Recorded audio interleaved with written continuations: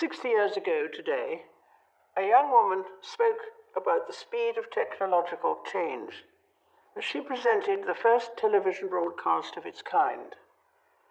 She described the moment as a landmark. Television has made it possible for many of you to see me in your homes on Christmas Day. My own family often gather round to watch television, as they are at this moment. And that is how I imagine you now. 6 decades on, the presenter has evolved somewhat, as has the technology she described. Back then, who could have imagined that people would one day be watching this on laptops and mobile phones, as some of you are today?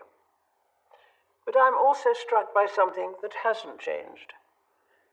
That whatever the technology, many of you will be watching this at home.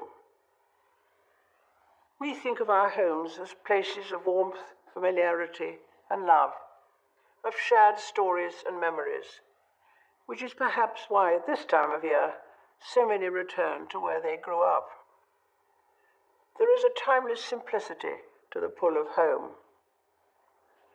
For many, the idea of home reaches beyond a physical building, to a hometown or city. This Christmas, I think of London and Manchester, whose powerful identities shone through over the past 12 months in the face of appalling attacks. In Manchester, those targeted included children who had gone to see their favourite singer. A few days after the bombing, I had the privilege of meeting some of the young survivors and their parents. So you come especially for the concert, did you? Yeah. The birthday party. Who was it? All right. Very scary. Very wicked. Mm. To target that sort of thing. Yeah, it's awful, but hopefully they'll mend. We'll get better. It's very interesting how everybody is united, haven't they? Yeah. It's been amazing, really. I described that hospital visit as a privilege because the patients I met were an example to us all, showing extraordinary bravery and resilience. Indeed, many of those who survived the attack came together just days later for a benefit concert.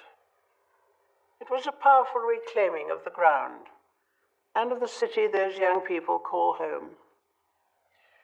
We expect our homes to be a place of safety, sanctuary even, which makes it all the more shocking when the comfort they provide is shattered. A few weeks ago, the Prince of Wales visited the Caribbean in the aftermath of hurricanes that destroyed entire communities. And here in London, who can forget the sheer awfulness of the Grenfell Tower fire?